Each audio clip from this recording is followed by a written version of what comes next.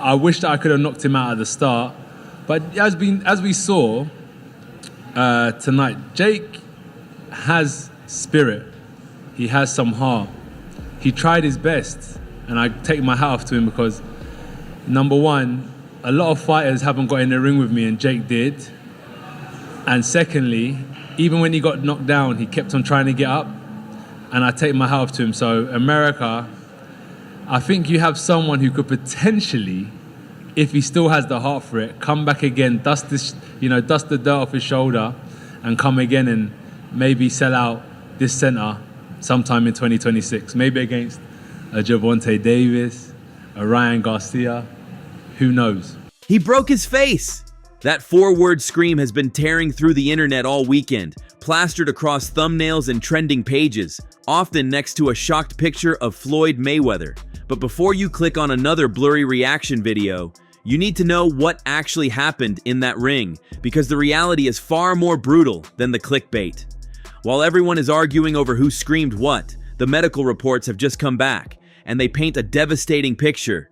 This wasn't just a knockout, it was a structural dismantling of the most famous influencer in the world. We are talking about urgent surgery, titanium plates, and a wake-up call that hit with the force of a freight train. So let's cut through the noise and look at the x-rays, the secret comments from the corner, and the moment the Paul era hit a concrete wall. He lost his hairline. Oh, he's hurt. Oh, it's over. It's over. If you've been scrolling through social media, you've definitely seen the clips claiming to show Floyd Mayweather losing his mind, screaming that Jake Paul's face was broken. It's the perfect viral hook, right? The undefeated legend finally reacting to the chaotic new world of influencer boxing. But here's the thing about the internet. It loves a good remix more than the truth. While those videos are racking up millions of views, the audio in most of them is actually pulled from Joe Rogan and other combat sports commentators reacting to previous brutal finishes.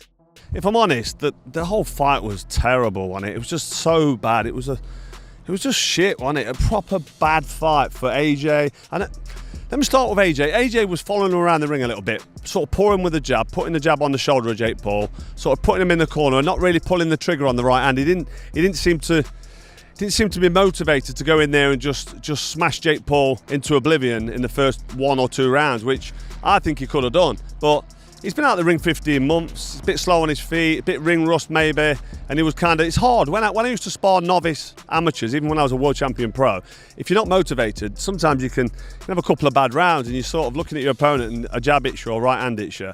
And I think AJ was in a bit of a daze early on, just walking him around, touching the jab on his shoulder, not really pulling the trigger on the right hand. Didn't look like he got out of first gear. Jake Paul was just on pure survival mode from round 1 right through to round 6.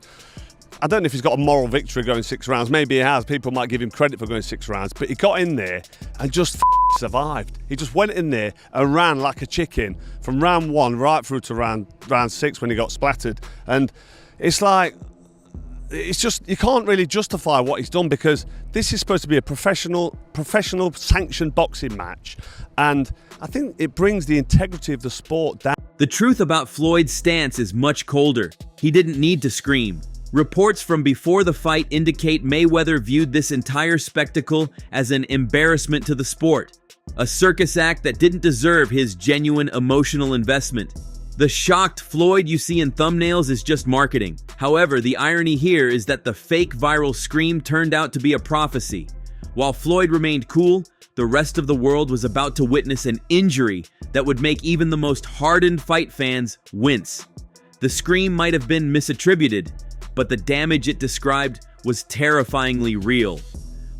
My mom wanted me not to fight Anthony Joshua. I should have listened to my mom. My dad pushed me to this. Now I'm alone in the hospital, got to eat liquid now. Anthony Joshua be ready for a rhythm. When the bell finally rang, the atmosphere in the arena shifted from hype to a strange, tense curiosity.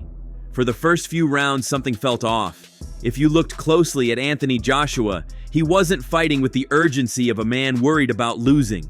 He looked like a predator observing a wounded animal. Threads on Reddit and boxing forums immediately lit up with the same theory. AJ was playing with his food. He wasn't unleashing the full heavyweight arsenal yet. He was establishing a perimeter, using his 6-inch reach advantage to poke holes in Jake's defense without breaking a sweat. The game plan from both guys from round one. Jake was very mobile. I mean, he had the happy feet going. He was circling around the outside of the ring. He was not looking to engage in elongated combinations. He was not looking to stand in the center of the ring with AJ. And people are going to say Jake ran from AJ.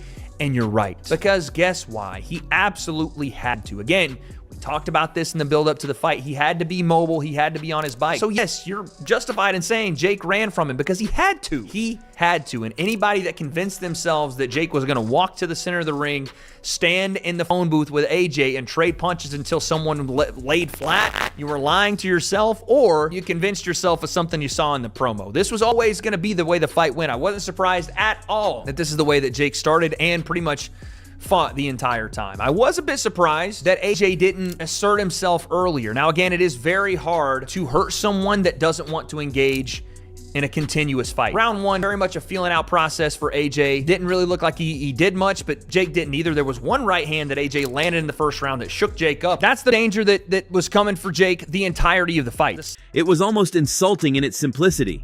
Joshua was methodical, effectively turning the ring into a claustrophobic trap. Every time Jake tried to rush in with that overhand right, the same punch that had floored retired MMA fighters and basketball players, he hit nothing but air or a solid wall of gloves. The skill gap that everyone debated for months was suddenly visible in high definition. It looked less like a competitive sporting event and more like a harsh physics lesson. Jake was burning energy just trying to survive the movement, while Joshua was barely getting out of first gear, waiting for the perfect millisecond to turn the lights out. In that sixth round, you saw AJ come alive. He saw a wounded animal and finally went in for the kill. And let me tell you something. Jake took some fucking hard KO punches in this fight. The first one in the first round, he got hit with a shovel hook from the left side. He got hit with an uppercut at one point. It's a heavyweight fight. I'm not going to congratulate Jake for, getting beat up, but I am going to congratulate his heart for being able to take those punches and not quit on himself, at least to the point of being like, I'm just going to stay on the ground here and call it an evening. He didn't do that. He got up multiple times. He got dropped multiple times. Again, kind of the clinch weird thing, but he would get hit with a punch and, look to clinch at AJ and just kind of fall by the wayside. That happened twice in the fifth round. And then in the sixth, the levee broke. He finally got Jake into the corner, threw a flurry, and then came across when AJ was like going around the side with the right hand and trying to chop over the top, and then, big looping shots that he was missing early on because Jake was moving his head and doing some good things defensively. Fair play to him. He was protecting himself very well early on. In the sixth round, his gas tank was done. The legs were not there. He had already been hurt a bunch from AJ, and AJ went to the body with the jab and chopped a right hand over, and it hit Jake, and he snapped his head, collapsed to the canvas. That's it, and that's all. It was so devastating that Jake turned around and looked into the crowd and went, oh, fuck. That's the realization. That is reality of heavyweight. Then came the sixth round, the moment that silenced the Paul Army and sent the rest of the arena into a frenzy. It wasn't a lucky shot. It was a calculated execution. Joshua sensed that Jake's legs were gone. The YouTuber was fading, his hands were dropping, and his breathing was heavy. That's when AJ decided the exhibition was over. He uncorked a right uppercut that snapped Jake's head back so violently it looked like a glitch in the Matrix. But he didn't stop there. It's my job. We fight. We're licensed to kill. I'm sure many people don't understand it, but this is what my job is. And I just enjoy what I do. Whatever happens, happens. As long as my hand's raised, that's what's important, right? Respectfully. That's just the mentality we have to have as fighters. I don't know if any other fighter thinks that way. Maybe they're a bit more tamed. But the things I watch and the way my mind works, when you're in that ring, it's a dangerous place to be and anything can happen. And you hope your opponent leaves the ring safely, but if they don't, you still have to go to bed at night knowing that you just done your job. It wasn't personal. The follow-up combination was the one that did the real damage. A straight right hand crashed through Jake's guard, connecting flush with the jawbone. In the slow-motion replays that flooded social media seconds later, you could actually see the ripple effect across Jake's face. It was the kind of impact that separates professional fighters from tough guys. Jake crumpled to the canvas, not just knocked out, but broken. The referee waved it off at 1:31 of the round, but the fight had really ended the moment that right hand landed. It was the definitive answer to the question, can an influencer take a heavyweight punch? The answer, clearly, was no. TV. What did I just watch? All right, Jake Paul versus Anthony Joshua is over. Thank God it's over. What a joke of a fight. I was hoping that I could at least give Jake credibility and saying, you know what, he took this challenge. You know, even if it's for a lot of money, he still had the guts to walk to the ring and all this stuff. I was hoping, you know, you're gonna get knocked out anyway, dude. Like, I was hoping I could say, you know what, because he earned the respect of boxing fans by going out on his shield. Guy just ran for his life. I just watched Jake Paul run for his life for like 5-6 rounds. Literally just run for. He was doing football jukes. You guys watched that fight? Ring was big. I made a freaking point about that ring being big, and he used it to his advantage in terms of survival in every way he could. I mean, this guy literally never tried to win a second of the fight. He was trying to throw a home run punch every once in a while. Then notice every time he got in the clinch, he just went down. Like he just hugged Anthony Joshua and then like would go down, and the referee would call it a slip and give him a break, and like he would just kill time that way. Then he was completely angling off. He was completely blading his shoulder off completely to the point where he's so bladed off that he can't even punch. He was just trying to make himself as small of a target as possible. Now Anthony Joshua, people are gonna say, oh, why didn't Anthony Joshua catch up to him? Because Anthony Joshua never had fast feet to begin with, and Anthony Joshua honestly should have probably cut off the ring a little bit better. That's my one critique of Joshua. He probably could have cut off the ring a little bit better. Joshua's always never really had the best feet, but in terms of cutting off the ring, he could have at least done that. But honestly, what do you want the guy to do? I mean, this guy ran for his life in a 22 by 24 ring. That ring was huge. I can't believe what I just watched, guys. I'm seriously, like, dude, that's it. This was AJ's chance. Could have went out on his shield and his chance to say, yeah, get the respect of the boxing community. This was the one that could have got him the respect of the boxing community. This was the one. He came out with all this rap crap and doing the Hulkamania crap and all that other stuff and all that stuff. And I'm thinking to myself, is he that calm, or is he literally just setting up his own demise? I don't know. AJ came out to the ring really serious, which would you expect? And then, I mean, he never fought. Jake never fought. Like, he never fought the whole fight. The drama didn't end when the lights went down in the arena. In fact, it got even more bizarre. Usually, after a devastating knockout, a fighter goes dark for a while to recover. Not Jake Paul.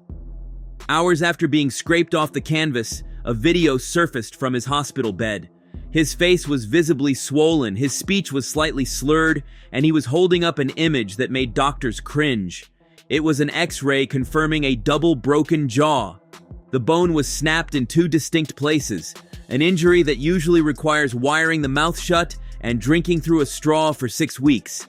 Yet, in a display of what you could call bravery, or perhaps pure delusion, Jake captioned the image with a demand, "Give me Canelo in 10 days." It was almost surreal. Here was a man who had just been dismantled by a heavyweight, sitting in a hospital gown with a shattered face, still trying to book the next pay-per-view against the best pound-for-pound boxer on the planet. It highlighted the unbreakable machinery of his mind. Even when his body is broken, the hustle never stops. But for the first time, the fans weren't just laughing. There was a collective realization that the consequences of this game had finally caught up with him.